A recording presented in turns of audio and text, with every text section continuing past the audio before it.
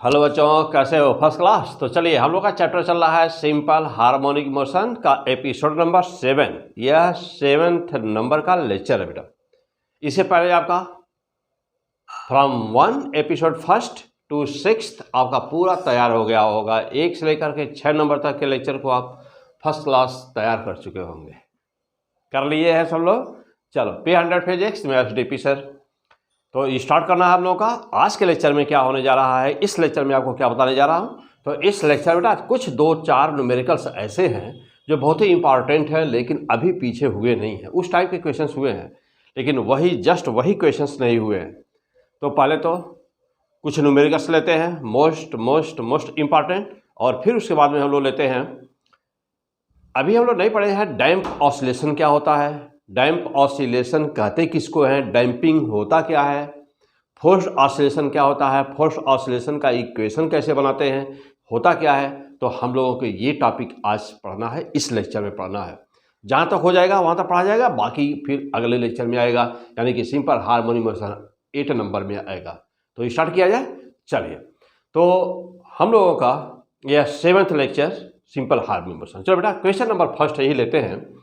Question number first is the most important question. देखो बेटा, यह एक क्वेश्चन है। मान लो आपके एग्जाम में एक क्वेश्चन आ गया, तो आप कैसे सॉल्व करिएगा इस क्वेश्चन को बेटा। बस अच्छी तरह से कॉन्सेप्ट को सीखना है कि ऐसे क्वेश्चन को कैसे सॉल्व करेंगे। ओके, चलो देखिए, ये दिया है 10√3 मीटर दिया है, ये दिया है 30 डिग्री, बेटा 10√30 डिग्री। कहाँ से कहाँ तक?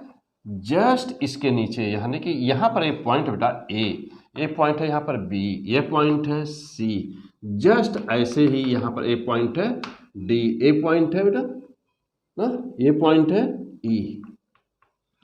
जस्ट इसके सामने यहाँ पर एक बॉल रखा हुआ है, यहाँ पर एक बॉल रखा हुआ है जिसका मास है m। सभी सरफेस फ्रिक्शनलेस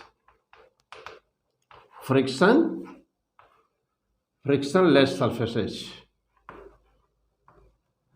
सभी सरफेस फ्रिक्शनलेस है, और यहाँ से यहाँ तक की वैल्यू है 20√2 मीटर। अब क्वेश्चन में आपसे कह रहा है कि यदि इस बॉल को यहाँ छोड़ दिया जाए, हाँ बेटा, वहाँ है E और ये है F। कह रहा है कि यदि F पॉइंट पर बॉल को छोड़ दिया जाए तो ये बॉल ऐसे आएगा, यहाँ पर B पॉइंट पर, फिर यहाँ आएगा, फिर वहाँ जाएगा ऊपर, फिर आएगा, फिर जाएगा, यानी कि ऑसिलेशन स्टार्ट कर देगा ना। आपसे कह रहा है, न्यूमेरिकल दे देगा और आपसे पूछेगा कि टाइम पीरियड बताओ ऑसिलेशन का कितना है या फ्रीक्वेंसी कितनी है। इस क्वेश्चंस को कैसे सॉल्व करिएगा? तो what is time period, what is time period of oscillation of ball के ऑसिलेशन का टाइम पीरियड क्या है बेटा, ये निकालना है। इधर का एंगल बेटा दिया है 45 डिग्री दिया है बेटा, इधर का एंगल। हाँ, बस इतनी ही चीज़ें दी है और कुछ तो नहीं है। हाँ ठीक, ओके बेटा, try to do this question. हाँ, कोशिश करिए सॉल्व करने का बेटा। 1 मिनट का समय लीजिए और आपका समय शुरू होता है अब। 1 मिनट।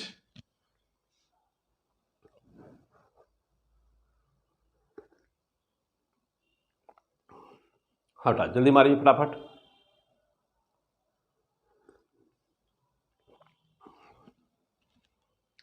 चलिए, अब आंसर देखिए इसका। देखो बेटा, यहां से आने में माना कि समय लगा T1, यहां से यहां आने में, यहां से यहां जाने में माना कि समय लगा T2, ओके। और यहां से यहां जाने में यदि समय मान लिया जाए T3, तो आना यहां से यहां तक, और मान लो कि यहां से फिर ये वापस आया जाकर, तो फिर वापस आएगा, तो जितने समय में गया होगा उतने ही समय में आएगा।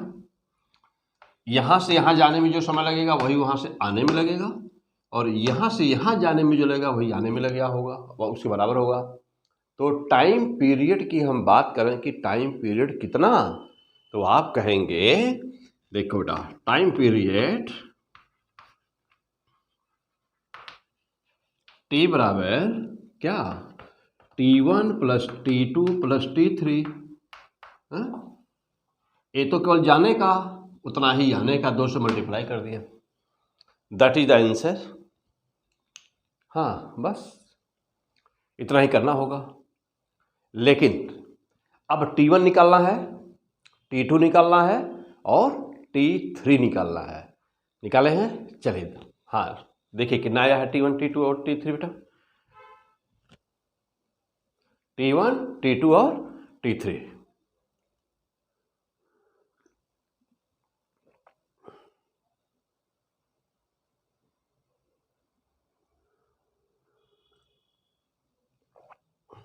चलो बेटा आ जाओ। हाँ थोड़ा हम ओके। यदि tan थीटा की वैल्यू देखा जाए, करना हम लोगों को यही है, क्लियर हो गया ना, टाइम पीरियड किसके बराबर होगा, तो T1 plus T2 plus T3। क्या पढ़ रहे हैं, P100 physics by SDP sir. मैं SDP सर। क्या, क्यों, कैसे, हर चैप्टर हम जीरो से शुरू करते बेटा, पहुंचाते हैं उस लेवल पर जहाँ की आगे आपको जानने की ज़रूरत नहीं है, क्योंकि आपका अल्टीमेट टारगेट या तो नीट है या तो IIT होगा, 2 ही कंपटीशन बेटा। इसी 2 को स्टैंडर्ड मान के चलते हैं हम लोग, बाकी NDA TGT PGT वगैरह वगैरह सब कुछ इसी में आ जाते हैं। लेकिन हम लोग का जो स्टैंडर्ड है वह क्या है, नीट और IIT। ओके कमान, तो हमको T1 चाहिए बेटा। पहले फर्स्ट ऑफ ऑल देखा जाए ना कि tan 30 बराबर क्या हुआ, दिस बाई दिस, इसको हाइट को हम h मान लेते हैं, h by this AB, h मतलब h, AB मीन्स 10√3। tan 30 की वैल्यू यदि रख दूँ 1/√3 h अपॉन 10√3, √3 से √3 कैंसिल हुआ बेटा, h बराबर आएगा 10 मीटर। यानी कि हाइट हमको पता चल गई कि 10 मीटर है। अब ज़रा ध्यान देना बेटा, पीछे 1D में मैं पढ़ाया हूँ, आपको बता चुका हूँ कि what will be the velocity of the body when it released from A height and when it comes on the ground, means what will be the velocity of any body coming from A height on the ground, that only depends on the, that only depends, keep in mind that only depends on the height. यदि यहाँ से इस वस्तु को छोड़ दिया बेटा, तो जो ऐसे जा रही है, तो जो ऐसे जाने में जो वेलोसिटी यहाँ पर होगी वही वेलोसिटी यदि सीधे आती तब भी वही वेलोसिटी होती है। यह हमेशा याद रहे। इसके डीप कॉन्सेप्ट को समझने के लिए straight line motion, 1 dimensional motion, P100 physics पे 10-12 लेक्चर होगा बेटा। वहाँ पर ज़बरदस्त 1D पहले तैयार होना चाहिए। पूरी फिजिक्स पढ़ने के लिए सबसे पहला चैप्टर जो 1 डायमेंशनल मोशन होता है बेटा, जहाँ पर प्लस क्या है, माइनस क्या है, वेलोसिटी क्या है, स्पीड क्या है, डिस्प्लेसमेंट क्या है, डिस्टेंस क्या है, ग्राफ कैसे देखा जाता है, ग्राफ कैसे बनाया जाता है, सब कुछ ज़बरदस्त मैं वहाँ पर दिया हूँ। तो इसलिए पहले वह चैप्टर देख के पढ़े हैं कि आप नहीं पढ़े हैं। यदि नहीं पढ़े होंगे तो ज़बरदस्त तरीके से बेटा वह पूरा तैयार कर लेना।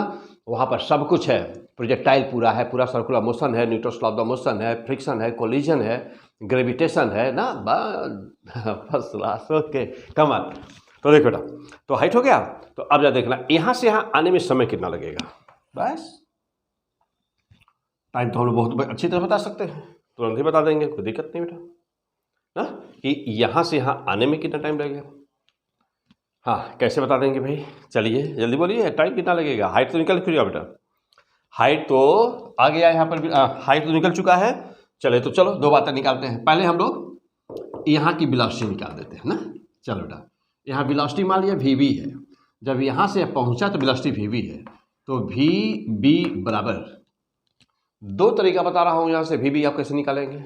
नंबर 1 देखो ना, very fantastic. Number 1 2GH direct लिख दो। हाँ आंसर होगा यही, डोंट वरी।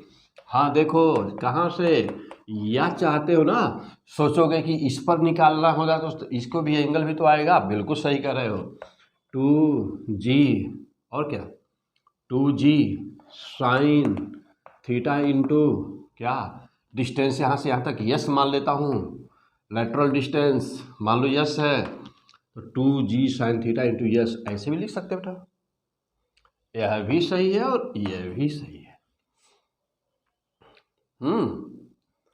दोनों से आंसर एक ही आएगा। बी पॉइंट पर वेलोसिटी कितनी है, दोनों से आंसर एक ही है। कैसे, आ जाओ दिखाता हूं कैसे। देखो साइन थीटा बराबर क्या लिख सकते हैं, यहां से देखिए तो साइन थीटा बराबर this by this, H by S ले सकते हैं, या एस बराबर कितना हुआ एच बाई साइन थीटा ले सकते हैं। एस बराबर कितना बेटा, एच बाई साइन थीटा ले सकते हैं। एस की वैल्यू यहाँ पुट कर दीजिए तो भी बी बराबर कितना हो गया देखिए तो पहले, हाँ बेटा भी बराबर कितना हो गया, तो 2g sign theta into yes के स्थान पे क्या, एच बाई साइन थीटा से साइन थीटा कैंसिल हुआ बेटा, बी बराबर कितना हुआ √2gh। यस फैंटास्टिक, मीन्स कि देख रहे हैं दोनों बराबर है ना, चाहे ऐसे लिखो बेटा चाहे ऐसे लिखो, दोनों नोट करिए फास्ट। हाँ जल्दी कर बेटा,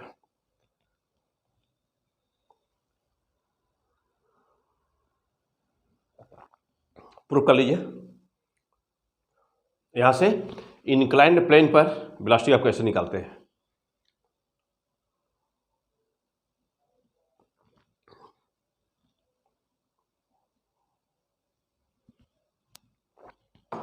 ओके बेटा, चलिए आ जाओ आगे बढ़े। देखिए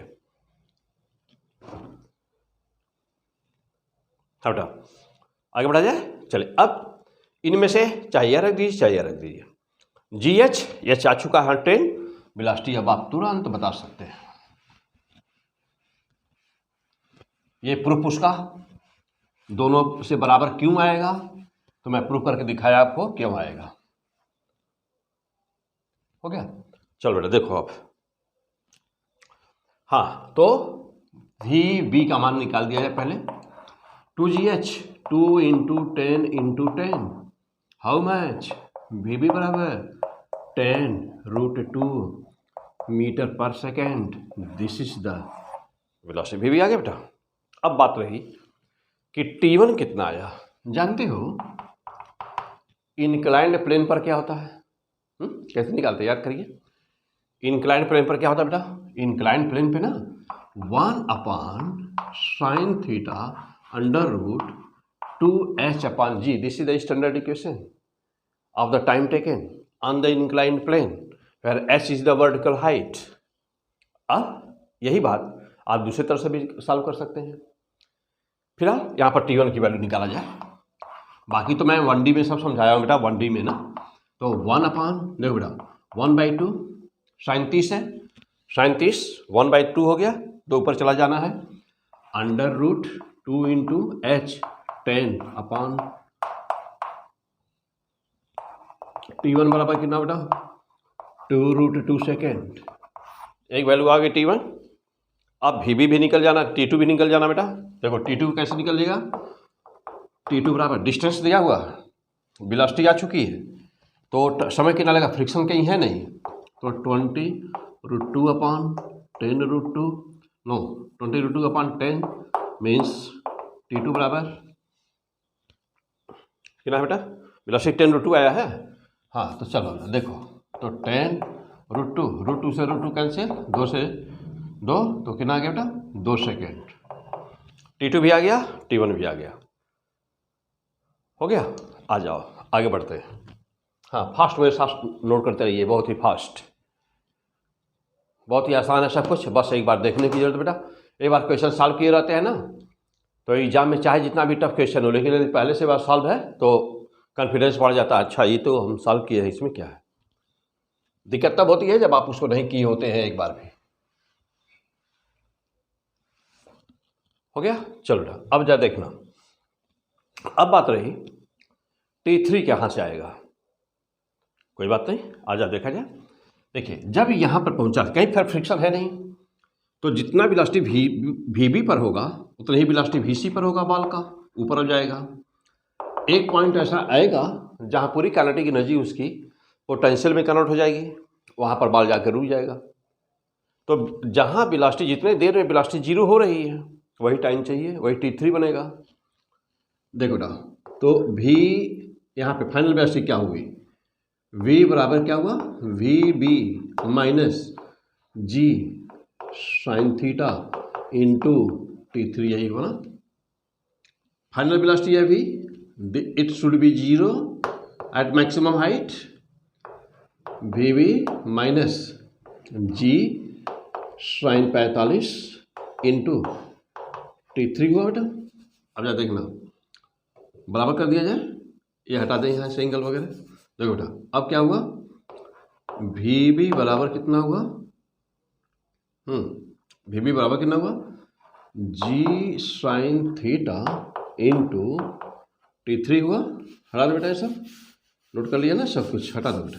अब जा देखो, तो अब वी बी का मान हम लोग ऑलरेडी निकाले हुए हैं, वी बी 10√2, देखना बेटा 10√2 बराबर जी 10 साइन 45 1/√2 इंटू t3, 10 से 10 कैंसिल, t3 बराबर √2 इंटू √2, 2 सेकेंड हो गया, तो t3 भी आ गया।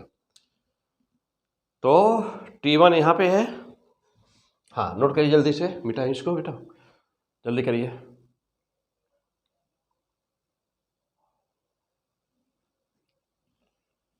हटा देते हैं बेटा, हो गया ना t1। चलो बेटा, t1 यहाँ पर है, t2 हम लोग का यहाँ है। देखिए नोट कर लिए सब कुछ।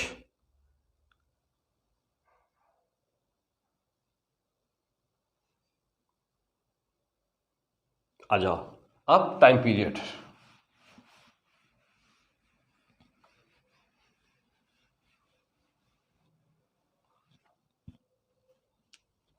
हाँ बेटा, ये t1 है।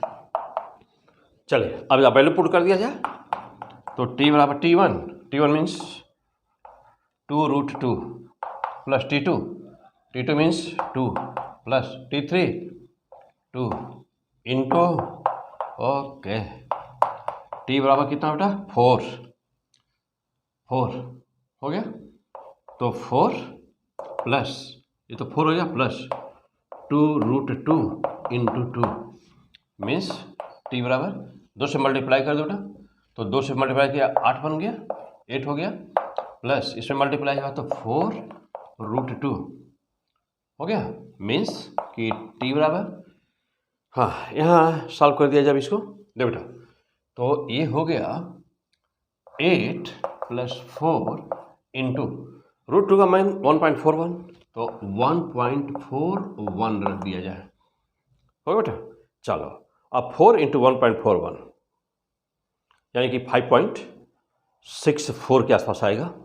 चलो बेटा, पूरा कितना आ गया आंसर, t बराबर, बेटा ये 5.4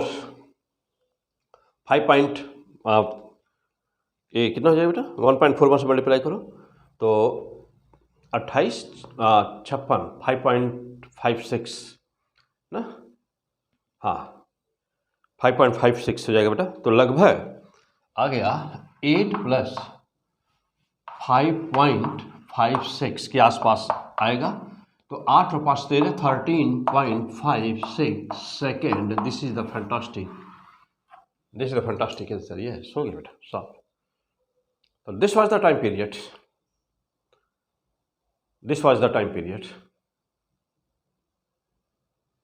हो गया। आ जाओ और आगे बढ़ा जाए।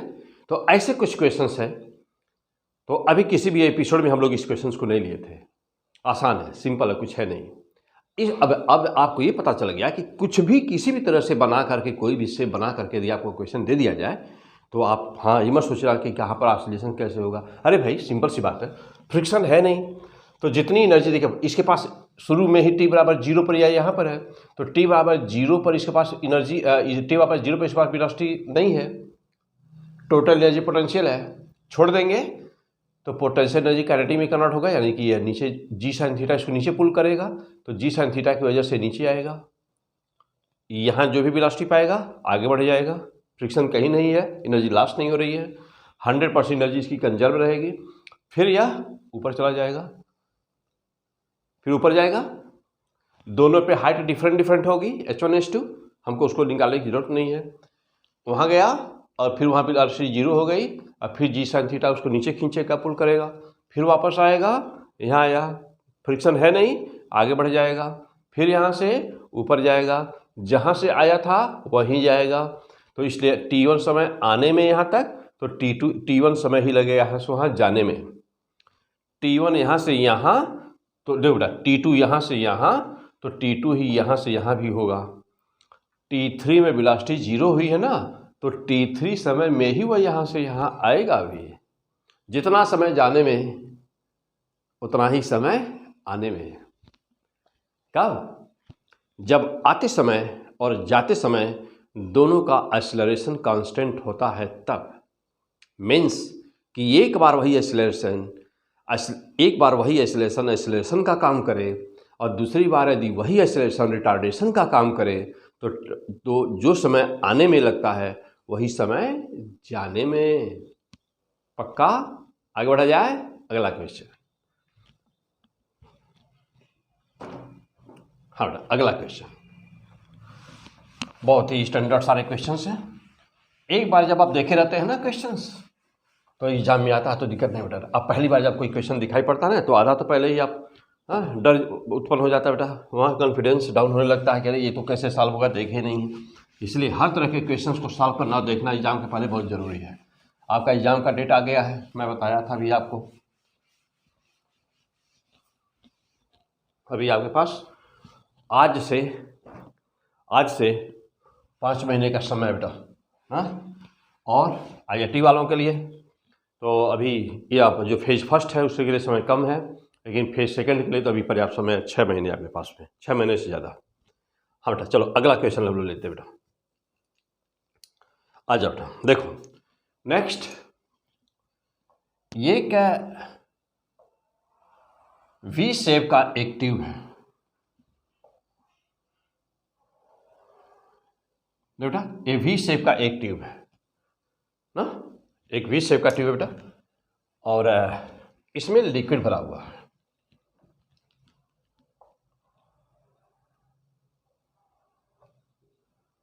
देखो बेटा, इसमें लिक्विड भरा हुआ है। क्रॉस सेक्शन एरिया A है, यह भी A है, इसमें लिक्विड भरा हुआ है कुछ, इसमें भी लिक्विड भरा बेटा,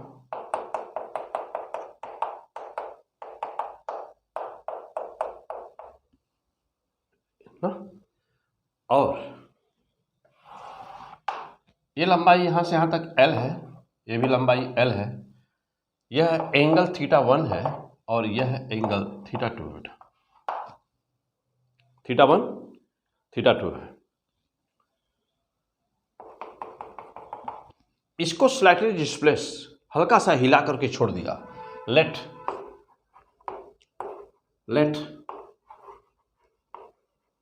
slightly displaced,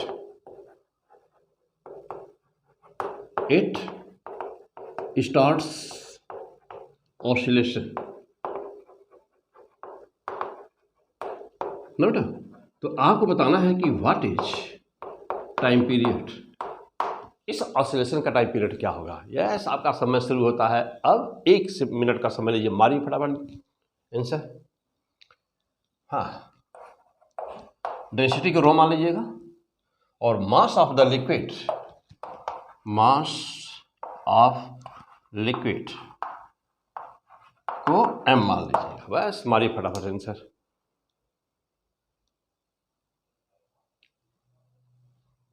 आंसर निकालिए।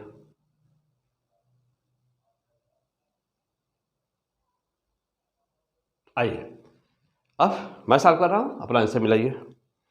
हाँ चलो बेटा, देखो जानते हो जो रिस्टोरिंग फोर्स होता है ना, तो रिस्टोरिंग फोर्स हमेशा जब लिक्विड का सवाल आता है और ट्यूब का सवाल आता है, यूट्यूब हो, अभी पीछे लेक्चर में आप एक यूट्यूब का क्वेश्चन सॉल्व किए थे बेटा, पीछे अभी लेक्चर में आप एक यूट्यूब है, अभी मैं एक दूसरा उसी का क्वेश्चन और भी देने जा रहा हूँ, हालांकि वो क्वेश्चन करा चुका बेटा, तो अभी रहने देता हूँ ना, अभी वैसे ही मिलते जुलते क्वेश्चन है।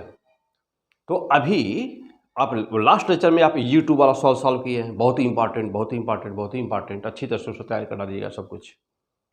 और ब्लॉक का क्वेश्चन है, ब्लॉक है, कोई भी वाटर के सरफेस पर है, हल्का सा उसको प्रेस करके छोड़ दिया, वो ऑसिलेशन कर रहा है, तो बार बार पूछता, आपको कई रूप में ये पूछा गया क्वेश्चन है कि टाइम पीरियड या फ्रीक्वेंसी किस बात पर डिपेंड नहीं करती है ना। तो अच्छी तरह सवाल सॉल्व है, सब कुछ सॉल्व है पीछे लेक्चर में।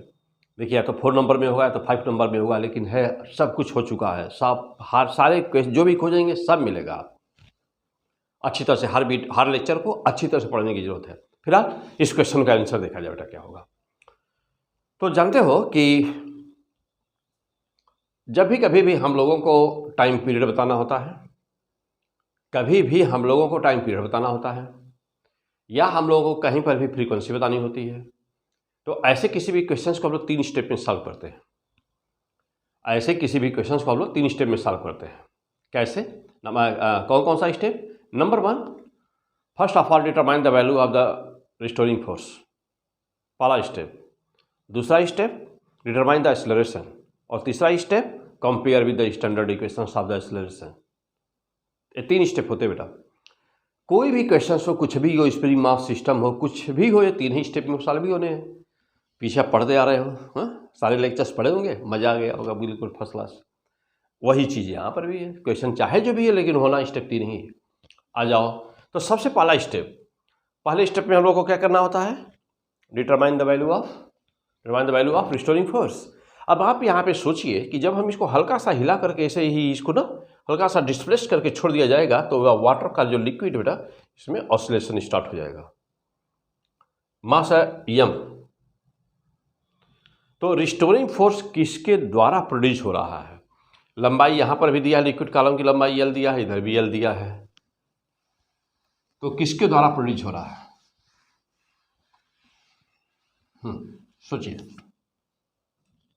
सोचिए किसके द्वारा प्रोड्यूस हो रहा है?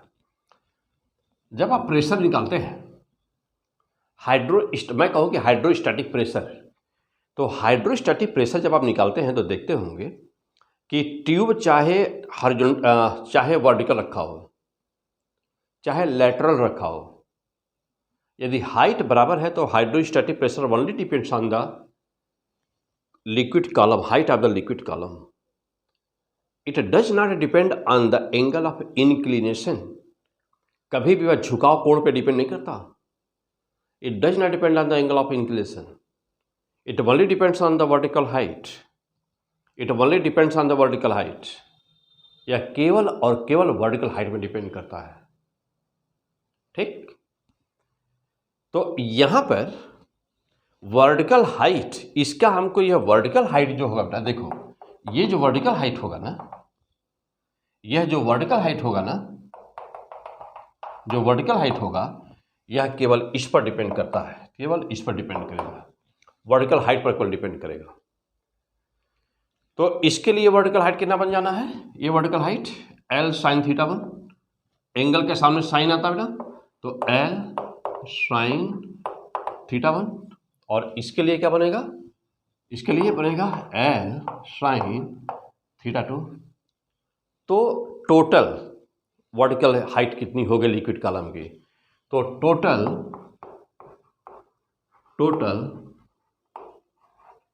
हाइट ऑफ वर्टिकल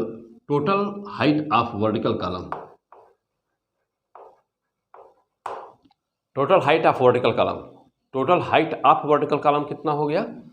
तो ये हो गया, हाँ, तो चलो बेटा, हाँ चलो हटा दिया जाए इसको, यहाँ से कोई जरूरत है नहीं है लिखने की। चलो देखो, तो ये बराबर कितना हो गया? L sin θ1 plus L sin θ2 means क्या? L sin θ1 प्लस sin θ2 मानेगा, ये हाइट हो गई, मीन्स ये टोटल हाइट हो गई, ये टोटल हाइट हो गई बेटा ना, 2 पार्ट कर दिया जाएगा तो ये टोटल वर्टिकल हाइट हो गई। तो जानते हैं रिस्टोरिंग फोर्स किसके बराबर होता है? लिक्विड कॉलम की vertical height into cross section area, volume बना देगा, टोटल वॉल्यूम, रो से मल्टीप्लाई करेंगे मास निकल जाएगा, जी से मल्टीप्लाई में वेट निकल जाएगा, और जो वेट होता है डिस्प्लेस्ड लिक्विड का, वही क्या करता है, रिस्टोरिंग फोर्स प्रोड्यूस करेगा। तो रिस्टोरिंग फोर्स F बराबर कितना हुआ, माइनस L इंटू ए होगा बेटा, L इंटू ए, और क्या sine theta 1 plus sine theta 2 into g, यहाँ माइनस लगा दिया, ये हो गया रिस्टोरिंग फोर्स। फैंटास्टिक। अब एक्सेलरेशन कितना हुआ, एक्सेलरेशन ए बराबर कितना हुआ, माइनस मास से मल्टीप्लाई कर दिया, L A sine theta 1 plus sine theta 2 into G upon M से डिवाइड किया। This is the equation number second. जानते हैं कि स्टैंडर्ड इक्वेशन अब ए बराबर माइनस ओमेगा स्क्वायर, एल लिख सकते हैं हम लोग थर्ड इक्वेशन। अब इनको दोनों को कंपेयर कर दिया जाए तो आएगा कितना, देखिए कंपेयर ओमेगा स्क्वायर बराबर कितना पाएगा, एल सी एल कैंसिल हो जाएगा, ए और क्या, ए और क्या बेटा, sine theta 1 plus sine theta 2 upon M, या ओमेगा बराबर कितना हो गया, अंडर रूट, हाँ जी भी है ना बेटा। चलो तो ए जी और क्या sine theta 1 plus sine theta 2 upon M हो गया।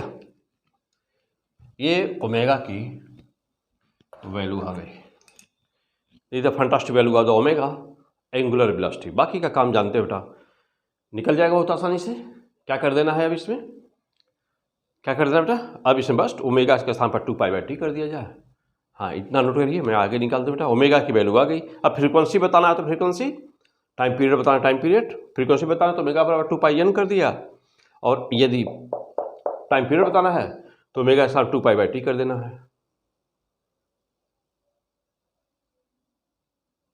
हो गया। हाँ ये बात तो और बेटा कि हम लोग कुछ छूटा हुआ क्या, रो एल कहाँ बेटा, एल ए रो से मल्टीप्लाई नहीं किए क्या हम लोग बेटा, आ जाओ थोड़ा सा ध्यान देना बेटा, यहाँ पे रो भी लिख देना, तो हाँ मास बनेगा ना, तो रो से मल्टीप्लाई करना होगा ना बेटा, तो रो था यहाँ पे बेटा, ठीक है, तो यहाँ पर भी रो भी आएगा ना बेटा, तो ए इंटू हाँ रो भी कर दो। मास बनाना तो रो से मल्टीप्लाई, वॉल्यूम में डेंसिटी से मल्टीप्लाई करोगे बेटा। हो गया। आ जाइए अब ऊपर देखिए, अब यहाँ पर चलिए, अब टाइम पीरियड आया कितना इसका,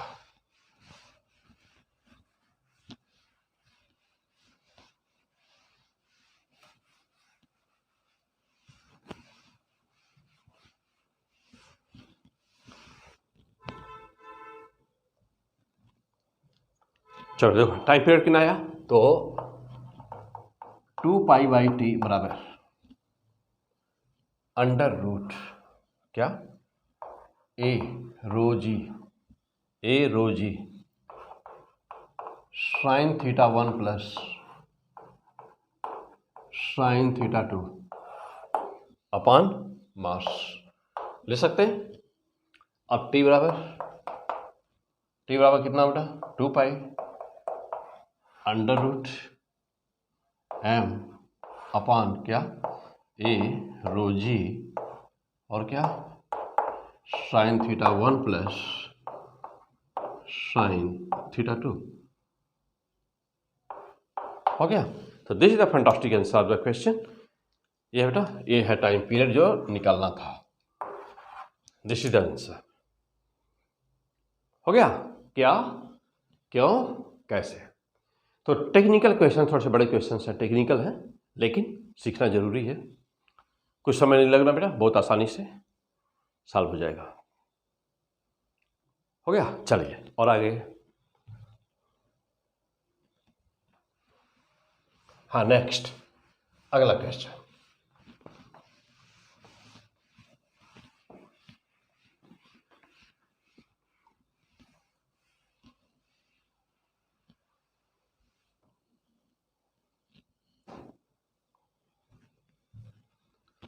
चलो बेटा, देखे होंगे कि हम लोग बहुत सारे पीछे जो लेक्चर में, पीछे एपिसोड में हम लोग लिए थे सिंपल पेंडुलम, और दो पैरेलल प्लेट थी, उनके बीच में इलेक्ट्रिक फील्ड अप्लाई की गई थी या पोटेंशियल डिफरेंस दिया हुआ था, बीच में एक सिंपल पेंडुलम रख दिया गया था। सिंपल पेंडुलम ऑसिलेट कर रहा था, तो कभी ऊपर वाली प्लेट पॉजिटिव थी और नीचे वाली प्लेट नेगेटिव थी।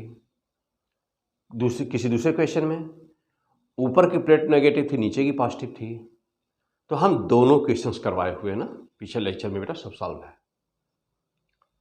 फिर कभी किसी क्वेश्चन में देखे होंगे कि सिंपल पेंडुलम के बॉब पर चार्ज रखा हुआ है और जिस पॉइंट के अबाउट मोशन हो रहा है, यानी कि जो किल जहां पर लगी हुई है, जिसमें रस्सी बंधी हुई है, वहां पर नेगेटिव चार्ज रखा हुआ है। तो पॉजिटिव चार्ज और नेगेटिव चार्ज, ऐसे क्वेश्चंस को सॉल्व किए हुए हैं। सब कुछ पीछे हो चुका है, लेकिन एक क्वेश्चन और, यदि ऐसा हो तो क्या करोगे। यह है सिंपल पेंडुलम,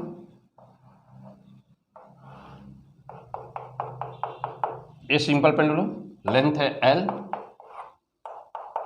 यह बॉब मेटल का बना हुआ बेटा, मेटल का स्मॉल बॉल है, बहुत ही स्मॉल, लेकिन इस पर चार्ज है Q और कह रहा है कि नीचे इसकी ग्राउंड से ऊंचाई है D,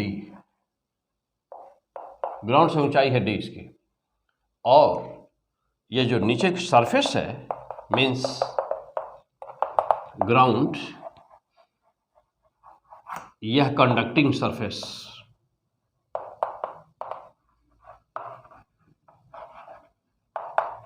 यदि कंडक्टिंग सरफेस है, यानी कि ग्राउंड यदि कंडक्टर की तरह से काम कर रहा हो, ग्राउंड यदि कंडक्टर की तरह से काम कर रहा हो, तो इसका टाइम पीरियड क्या होगा।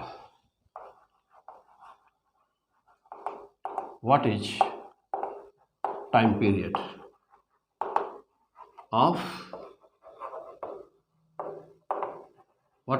Of oscillation. तो ऑसिलेशन का टाइम पीरियड, तो ऑसिलेशन का टाइम पीरियड क्या होगा।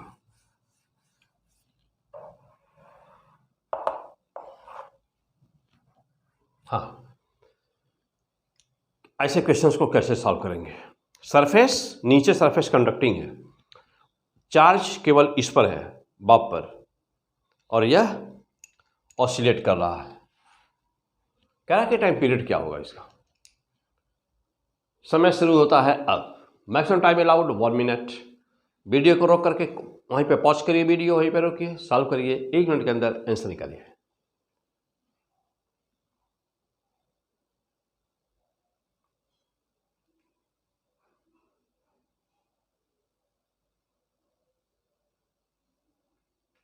हो गया। आइए अब आइए आंसर मिलाइए। चलो बेटा, क्या कंसेप्ट है इसका। देखो, ये जितना गैप है यानी D, तो जब कभी भी सिंपल पेंडुलम चार्ज ऑसिलेट कर रहा होता है ना, चार्ज, तो वह नीचे कंडक्टर है, चूंकि अर्थ को हम कंडक्टर मान रहे हैं, ये न्यूट्रल मानेंगे तब तो कुछ नहीं होगा, तो कंडक्टर ही मान रहे हैं बेटा। तो अर्थ ऐसे कंडक्टर है, अर्थ ऐसा बिहेव करेगा जैसे लगेगा कि जैसे हम सिंपल मिरर की तरफ जब खड़ा होते हैं ना, तो हम जब सिंपल मिरर के सामने खड़ा होते हैं, तो हम जितने दूरी पर खड़ा होते हैं, हमारा इमेज मिरर के उतने पीछे बनता है, जानते हो। 5 मीटर की दूरी पर सिंपल मिरर के सामने खड़ा होते हैं, तो आपका पीछे मिरर के पीछे 5 मीटर बनता नहीं इमेज। जस्ट वैसे ही यहाँ पर प्लस चार्ज ना, तो यहाँ पर इंडक्शन के द्वारा ठीक उतने ही दूरी पर एक इसका चार्ज का एक इमेज बनेगा। कैसा होगा, नेगेटिव चार्ज का होगा, उतना ही नेगेटिव चार्ज। पॉजिटिव है ना, इंडक्शन के कारण नेगेटिव चार्ज कितना दूरी पर, उतने ही दूरी पर ऐसा बिहेव करता है। यहां पर एक इंड्यूस्ड चार्ज प्रोड्यूस हुआ।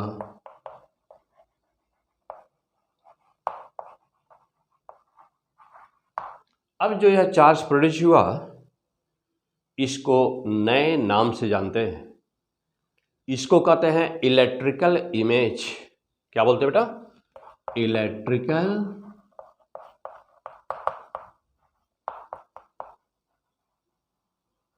इसको कहते हैं ना इलेक्ट्रिकल इमेज। रिजल्ट क्या हुआ कि अब यहां से यहां तक की टोटल डिस्टेंस दो चार्ज के बीच की क्या हो गई? देखो बेटा क्या हो गई? 2d हो गया ना। तो डिस्टेंस अब दोनों के बीच 2d हो गया। परिणाम क्या हुआ? इस पर एक एडिशनल फोर्स, हमको तो इस पर देखना है कि इस पर क्या हो रहा है, तो इस पर एक एडिशनल फोर्स नीचे की तरफ काम करना शुरू कर दिया। कौन सा फोर्स? Electrostatic force. एक काम करना, यानी कि ये वाला चार्ज जो इलेक्ट्रिकल इमेज यहां बन गया, जो यहां पर बेटा इलेक्ट्रिकल इमेज बन गया, तो वह अब क्या कर रहा है? इसको नीचे पुल कर रहा है, खींच रहा है। एक इलेक्ट्रोस्टैटिक फोर्स क्रिएट हो गया। तो नेट फोर्स इस पर वर्टिकल डायरेक्शन में कितना हो गया? तो नेट फोर्स, चलो देखो क्या है कंसेप्ट इसका, ठीक देखिएगा। तो net force on the ball downward, F बराबर कितना? mg तो पहले से था, plus 1/4 epsilon not Q square upon 2d का होल स्क्वायर, यानी कि 4d स्क्वायर। अब टोटल फोर्स ये हो गया ना, नेट फोर्स इतना काम कर रहा है। तो जब नेट फोर्स इतना काम कर रहा है तो जानते हैं बेटा कि A बराबर F/m से एक्सेलरेशन निकल जाता है। तो A बराबर कितना हुआ? G प्लस और क्या 1/4 epsilon not Q square upon 4d square m हो गया। यह नेट एक्सेलरेशन आया। यह मीन्स कि यदि नेट एक्सेलरेशन को हम g डैश मान ले, बेटा g डैश नाम दे दिया जाए, तो कहेंगे g प्लस और क्या q square upon 4 epsilon nought 4d square यम कहेंगे हम लोग। g डैश की नहीं वैल्यू, ओके। और बात रही सिंपल पेंडुलम की, टाइम पीरियड की, तो t बराबर 2 अंडर l अपान g डैश कर देना होता है ऐसे क्वेश्चंस में। g डैश कर दिया तो t बराबर कितना आ गया? देखिए 2 under root g dash L upon g dash की वैल्यू ले लीजिए वहां से, तो जी प्लस क्या क्यू स्क्वायर अपान, हाँ 4 से 4 को मल्टीप्लाई कर दीजिए, 16 pi m epsilon nought d square, and this is the fantastic answer. This is the fantastic answer, okay. तो this question is based on the electrical image. ये होता क्या है, क्या होती है इलेक्ट्रिकल इमेज, कैसे करेंगे ऐसे क्वेश्चंस को, ओके। क्या, क्यों, कैसे, P100 फिजिक्स, ओके। हाँ नोट कर लीजिए। चलिए और बेटा देखा जाए अगला नंबर किसका है। नेक्स्ट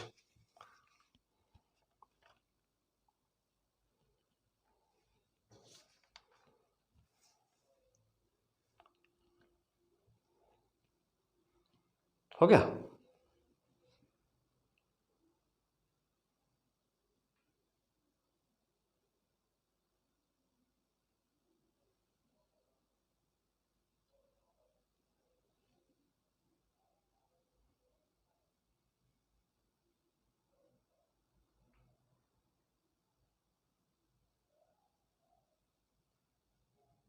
तो बेटा चलो और आगे बढ़ा जाए, आ जाओ अगला क्वेश्चन।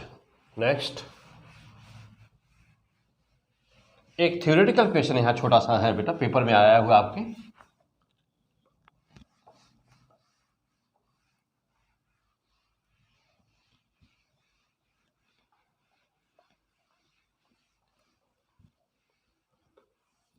हाँ बेटा देखो, एक पॉइंट आप मेंशन कर लीजिए।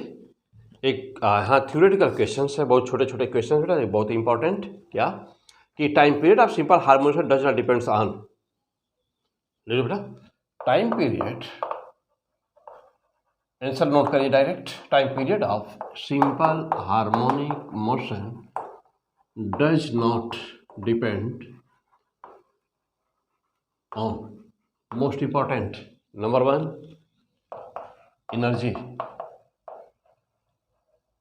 नंबर 2 एम्पलीट्यूड,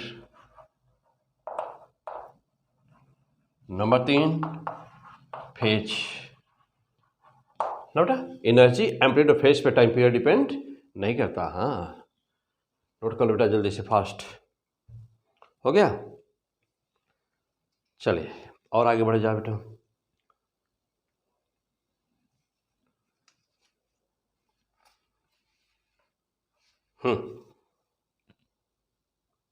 आ जाओ, एक साल एक क्वेश्चन पूछा गया, बहुत ही छोटा सा ऐसे ही। हाँ ये बात है, नोट करिए पहले इसको कि time period of simple hormone does not depend on energy, amplitude and phase. हो गया, आइए आगे बढ़ते हैं बेटा।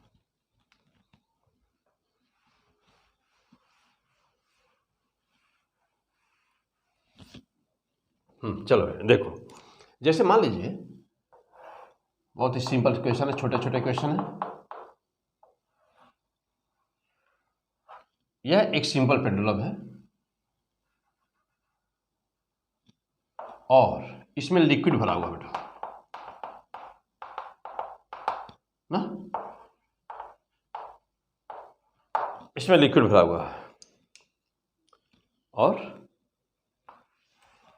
ये ऑसिलेट कर रहा है। यदि इसमें हल्का सा पिन लगा दे, चुभा दिया जाए, पियर्स्ड बाय ए पिन, तो वाटर लीकेज होने लगेगा। है अभी ये टाइम पीरियड इसका टी है बेटा, अभी से टाइम पीरियड टी है। मान लीजिए कि एट टी बराबर 0 ना, इसका time period equal to T है।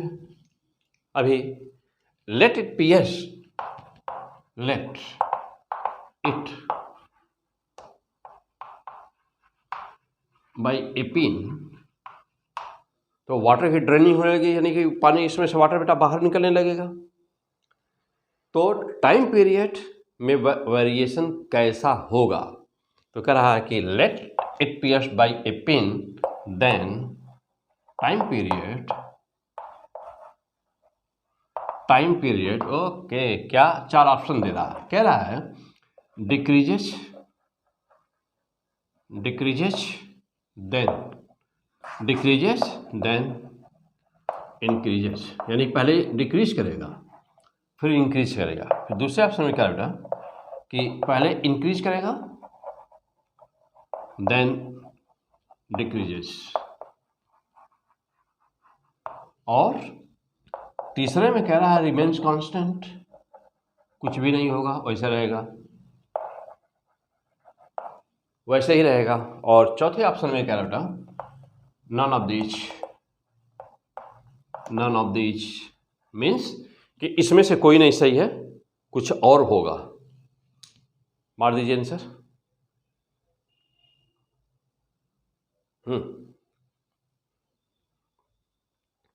बेटा मार दीजिए आंसर फटाफट।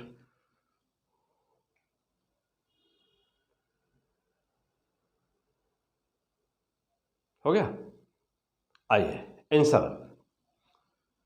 एक बात याद रहे, क्या कि टाइम पीरियड होता क्या है, तो आप जानते हैं बेटा, अच्छी तरह से जानते हैं आप कि टाइम पीरियड सिंपल पेंडुलम का क्या होता है।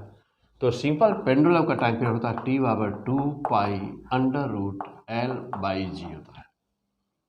सवाल यह है कि ये L कहाँ से कहाँ तक की डिस्टेंस है, L कहाँ से कहाँ तक की डिस्टेंस है। तो देखिए हम लोग यह डिस्टेंस मानते हैं L है, मानते हैं ना, ऐसा तब मानते हैं जब यह बहुत ही वेरी स्मॉल होता है, वेरी स्मॉल, यानी कि इसका radius R is much much less in comparison to L. इसका रेडियस जो है यह इतना आर बहुत ही छोटा होता है, तो इस आर को हम लोग क्या कर देते हैं, निगलेक्ट कर देते हैं और यहाँ पर एल लिख देते हैं। यदि ऐसा न हो, मीन्स कि यदि आर का मान निगलिजिबल ना हो तो क्या होगा, let R equal to not negligible, note, तब टी बराबर क्या होगा, 2 pi under root L plus R by g होगा ना। अब सीधे शब्दों में यदि कहा जाए तो बॉब के सेंटर ऑफ मास से लंबाई और यह है एक्सिस जिसके अबाउट मोशन हो रहा है बेटा, तो यहाँ से यहाँ तक की लेंथ लेनी होती है, मीन्स कि इसके बीच में लेंथ लेनी होती है, आपको लेंथ लेनी होती है centre of mass and axis of oscillation. देखो बेटा, एक्सिस ऑफ ऑसिलेशन ये है एक्सिस, यहाँ के चारों तरफ हो रहा है ऐसे टू एंड फ्रो, यानी ऑसिलेशन पीछे सब पड़ चुके हैं बेटा, ये हो रहा है। तो लेंथ जो लेनी है वह सेंटर ऑफ मास की ली जाती है, न कि यहाँ की ली जाती है। रस्सी की लंबाई L है, लेकिन यह जो बॉब का रेडियस है वह बहुत ही छोटा है, इसलिए इसको निगलेक्ट कर दिया, निगलेक्टेड। यदि ऐसा नहीं है तो टी बराबर 2 pi under L plus R upon g आप लिखेंगे, करेंगे। चलिए अब आगे बढ़ते हैं। जब यह होगा क्या, यानी कि सेंटर ऑफ मास, देखना बेटा, जब यह पियर्स बाई ये पिन, यानी कि जब उसमें पिन चुभो देंगे तो उस बॉब से, इससे वाटर की ड्रेनिंग होने लगेगी, पानी बाहर गिरने लगेगा बेटा, इसमें से गिरेगा। जब गिरने लगेगा तो सेंटर ऑफ मास ऊपर खाली हो रहा है, देखिए ध्यान दीजिएगा, हाँ बहुत अच्छा, क्वेश्चन गलत ना होने पाए। देखिए ऊपर से खाली होना शुरू हो जाएगा ना, देखिए बेटा, तो जब ऊपर खाली हो गया, ऊपर का हिस्सा खाली हो गया, तो जो ऊपर खाली होगा तो अभी जब ये पूरा भरा रहेगा तो सेंटर ऑफ मास बीच में था, जब ऊपर खाली हुआ तो सेंटर ऑफ मास नीचे शिफ्ट कर गया। तो अब ध्यान देना है बेटा, पहले क्या होगा, सेंटर ऑफ मास जहां पे था पहले नीचे शिफ्ट होगा, सेंटर ऑफ मास पहले नीचे शिफ्ट होगा। और देखिए जब आधा तक खाली होगा तो सेंटर ऑफ मास नीचे चला गया है, जब आधा के नीचे जाना शुरू होगा तो फिर सेंटर ऑफ मास ऊपर शुरू हो जाएगा, शिफ्ट करना ऊपर शुरू कर देगा, यानी कि सेंटर ऑफ मास पहले नीचे आया, फिर सेंटर ऑफ मास जब आधा से नीचे वाटर गिर चुका होगा तब देखो बेटा, तब फिर सेंटर ऑफ मास ऊपर जाना शुरू होगा।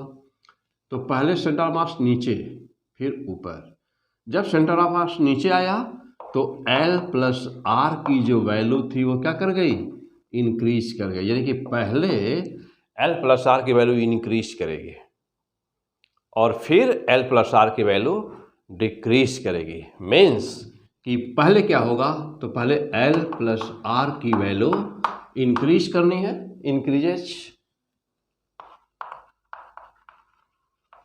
इंक्रीजेज, और फिर क्या होगा, L प्लस आर की वैल्यू डिक्रीजेज, तो डिक्रीज करेगी। L प्लस आर की वैल्यू पहले इंक्रीज करेगी, फिर L प्लस आर की वैल्यू डिक्रीज करेगी, then what will happen, okay, बस अब मार दीजिए आंसर। इतना ही इसमें डिस्कशन था बेटा, इतना ही इसका एक्सप्लेनेशन था। अब आप आंसर देखते ही मार सकते हैं। L प्लस आर की वैल्यू जब इंक्रीज करेगी तो टाइम पीरियड इंक्रीज करेगा और फ्रीक्वेंसी डिक्रीज करेगी, because this is the directly proportional. तो आंसर क्या आया, T फर्स्ट इंक्रीजेस, पहले इंक्रीज करेगा और एल प्लस आर की वैल्यू क्या हो रही है, बाद में डिक्रीज कर रही है। तो T first increases then decreases, means पहले इंक्रीज करेगा। तो आंसर पहले इंक्रीज देन डिक्रीज, यानी कि the correct answer is option number B, second option, increases then decreases. अब यदि फ्रीक्वेंसी हो, फ्रीक्वेंसी पूछा होता तब ये सही हो जाता, ए वाला। तो यदि फ्रीक्वेंसी पूछे तो ए पे मारना है, यदि टाइम पीरियड पूछे तो बी पर मारना है। That is the fantastic answer. हो गया, हो गया बेटा? हाँ, बहुत ही सिंपल है सब कुछ। ठीक, आ जाओ। चलो देखो, बहुत ही सिंपल क्वेश्चंस, छोटे से छोटे और बड़े से बड़े सारे क्वेश्चंस को आपको सॉल्व करना बेटा।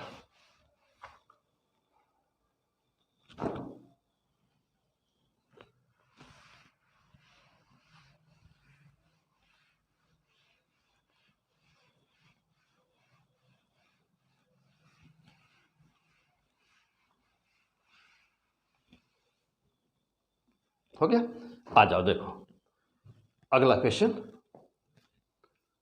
हाँ बेटा देखो, नेक्स्ट कह रहा है, हाँ बेटा ध्यान दीजिएगा, कह रहा है कि displacement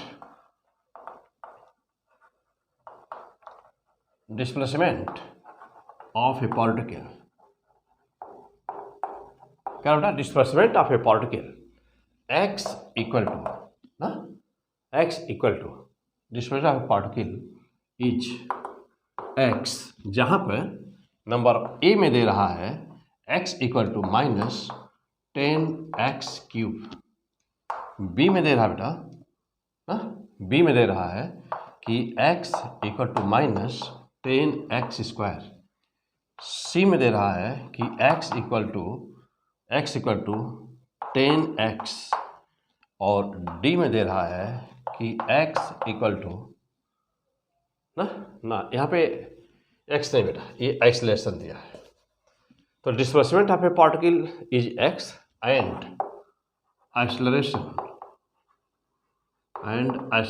is a, and displacement x और एक्सेलरेशन a है। तो a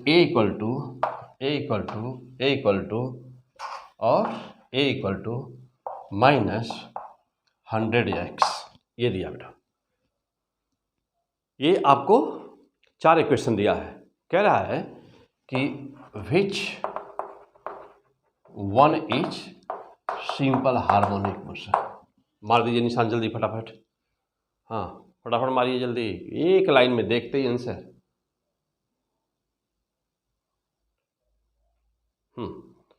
कौन सा होगा, कौन सा होगा बेटा, कौन सा होगा, और उसका टाइम पीरियड क्या होगा, एंड टाइम पीरियड। पहली बात है होगा कौन सा, और फिर उसका टाइम पीरियड भी इसी में मैं जोड़ दे रहा हूं, इसी में टाइम पीरियड उसका क्या होगा। मारो जल्दी फटाफट, हो गया। चलिए आंसर देखिए बेटा, जानते हो बहुत ही सिंपल, बहुत ही आसान है तो क्वेश्चन ना। जानते हो बेटा कि एक्सेलरेशन सिंपल हार्मोनिक मोशन होने के लिए जरूरी क्या शर्त है, लीनियर सिंपल हार्मोनिक मोशन होने के लिए जरूरी है क्या, कि acceleration a equal to minus omega square y, यही तो पढ़ते आ रहे हैं लगातार continue.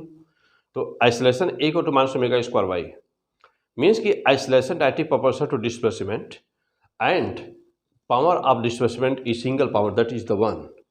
Then what will happen, ये एक्स क्यूब है, हो नहीं सकता, ये स्क्वायर है, हो नहीं सकता। देखो बेटा यहाँ प्लस माइनस होता है ना, ये बराबर, ये पावर तो सिंगल है लेकिन पॉजिटिव है, हो नहीं सकता। A equal to minus omega square x, single power, minus भी है। This is the fantastic answer, मारना था किस पर, डी ऑप्शन पर, बस हो गया, दैट इज आंसर। हाँ बहुत ही सिंपल है, हो गया बेटा। अब आ जाओ, अब बातें रही कि टाइम पीरियड पूछा है, तो जानते हो कि स्टैंडर्ड इक्वेशन आपका यही है, स्टैंडर्ड इक्वेशन। अब इसमें और ये आपका दिया हुआ है इक्वेशन, यही है SHM। तो ए बराबर माइनस ओमेगा स्क्वायर एक्स से कंपेयर कर दीजिए। यह दिया हुआ इक्वेशन है और ये स्टैंडर्ड इक्वेशन है। कंपेयर करिए, a cancel, minus minus cancel, x x cancel, omega ये शो करता है ओमेगा स्क्वायर बराबर कितना मिला बेटा 100 मिला। तो ओमेगा बराबर कितना मिला 10, तो 2 पाई बाई टी बराबर 10 हो गया। तो टी बराबर कितना हुआ 2 पाई बाई 10 मीन्स क्या टी बराबर पाई बाई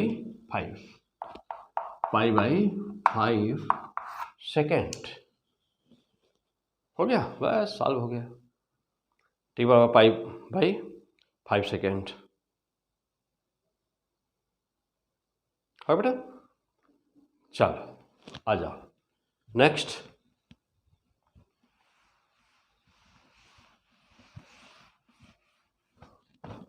हाँ अगला क्वेश्चन।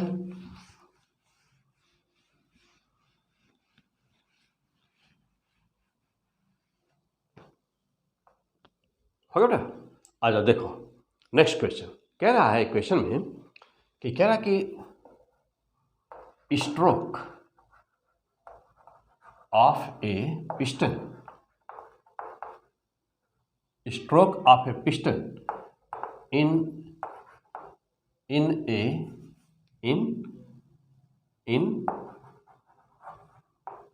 इंजन ऑफ लोकोमोटिव हो गया बेटा। तो stroke of a piston in engine of locomotive is क्या 0.5 metre and angular frequency is 20 hertz, 20 by pi hertz हो गया। तो एंगुलर सब हटा दिया जाए।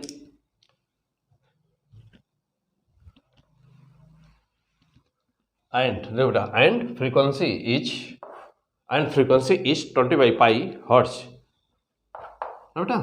कह रहा है कि what is maximum velocity of piston. तो कह रहा है कि what is the maximum velocity of the piston. मारो बेटा जल्दी फटाफट इसको। स्ट्रोक ऑफ ए पिस्टन कैसे सॉल्व करोगे, इसमें मारिए।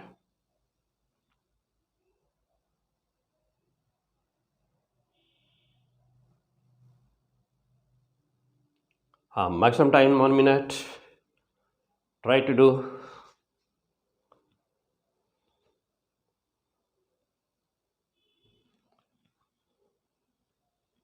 हो गया।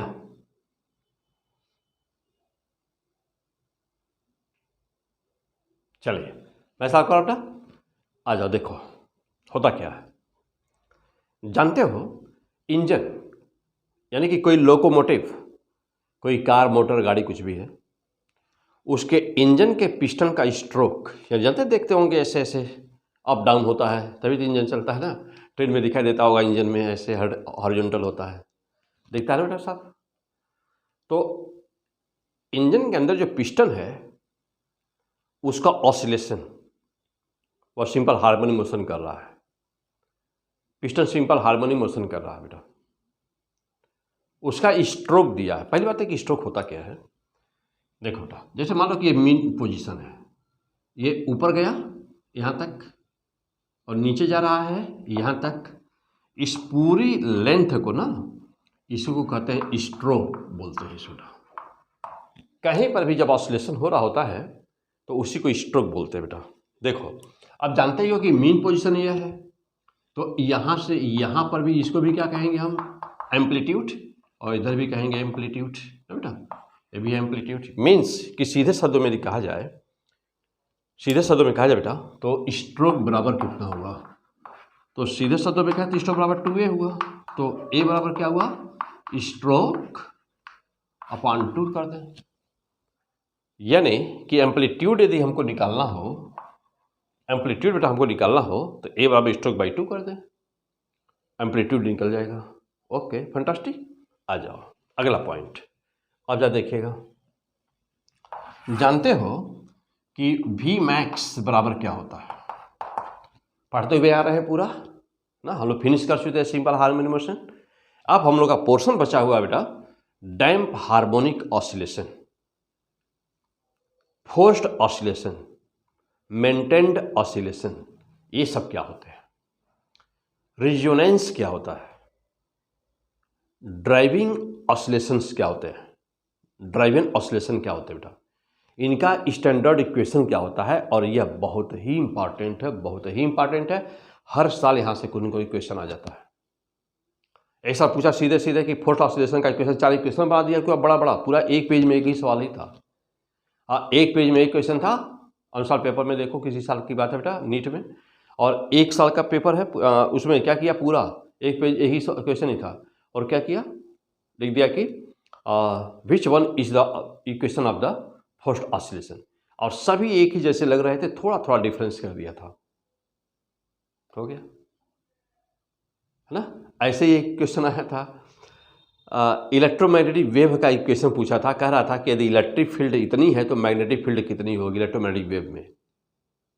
तो अब ऐसे क्वेश्चन को सॉल्व करने से अरे गरे टीचर से पढ़ने से काम नहीं चलना बेटा, जबरदस्त होनी चाहिए आपकी तैयारी। अब इलेक्ट्रोमैग्नेटिक वेव क्वेश्चंस ऑलरेडी पढ़ा चुका हूँ, अब पीछे देखना बेटा, तो अभी तुरंत जाइए देखिए, पढ़े कि नहीं पढ़े अभी। इलेक्ट्रोमैग्नेटिक वेव के जो लेक्चर होंगे वहाँ पर देखिए, सब कुछ वहाँ पर फर्स्ट क्लास दिया हुआ है।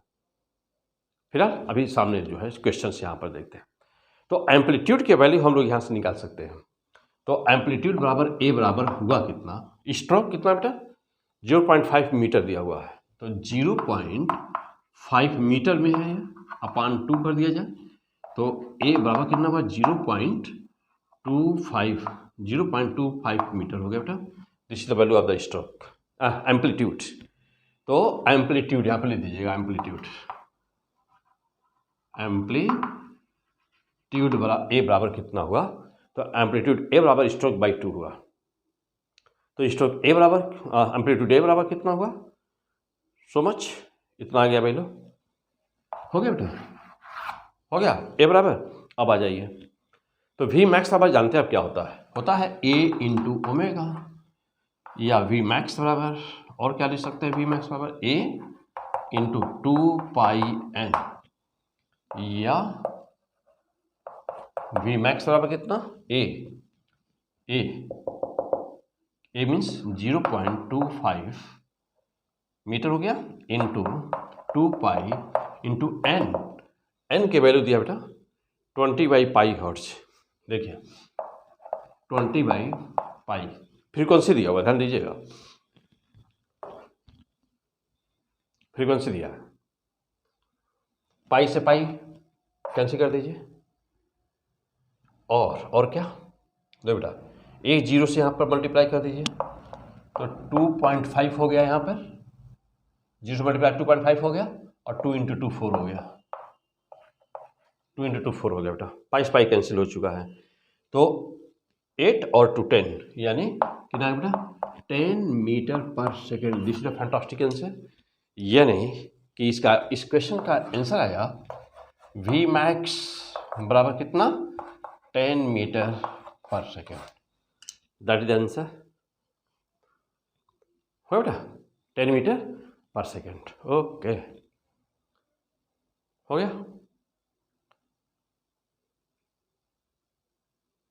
आइए नेक्स्ट।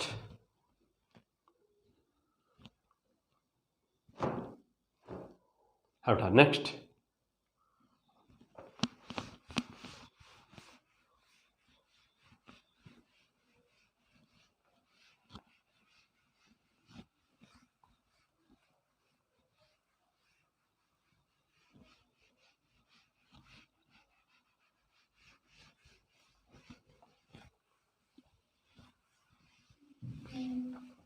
हाँ अच्छा बेटा, तो अब हम लोग को शुरू करना है नेक्स्ट न्यूमेरिकल है, अभी छोटे छोटे न्यूमेरिकल बेटा, फिर बाद में दिया जाएगा इनको।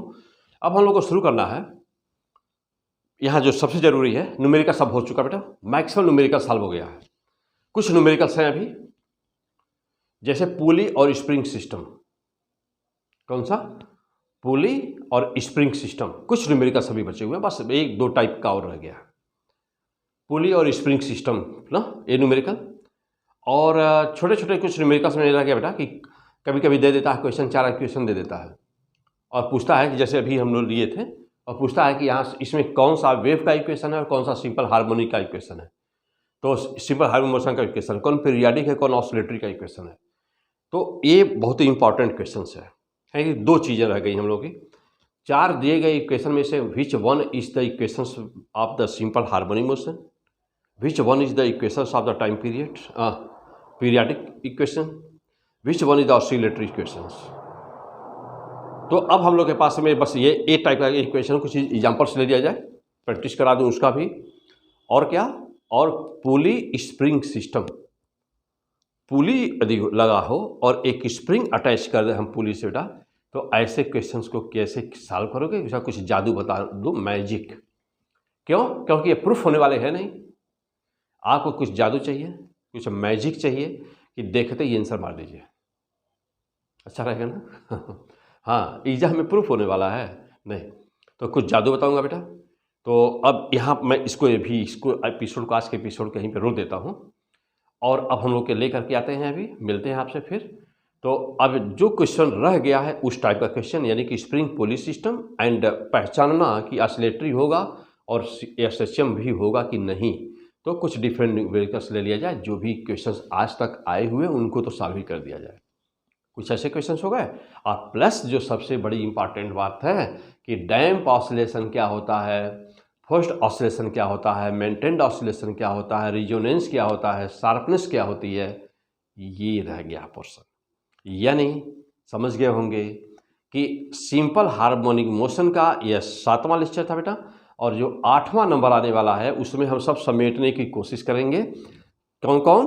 पूरा डैम्प, पूरा मेंटेन्ड ऑसिलेशन, पूरा फोर्स्ड ऑसिलेशन, और प्लस जो अभी कुछ क्वेश्चंस का टाइप हमने बताया है वह, प्लस रिजोनेंस का कर्व। ये 8वें लेक्चर में इसको फिनिश कर देना है, सिंपल हार्मोनिक मोशन को। तो यह सिंपल हार्मोनिक मोशन का 8वां लेक्चर जस्ट आने वाला है। एकदम पूरा वीडियो शुरू से शुरू करिएगा और लास्ट तक देखते जाइएगा, अच्छी तरह से उसको देखिएगा, नोट्स बनाते जाइएगा। तो फिलहाल आज का एपिसोड यहीं रोकते हैं। Okay, best of luck.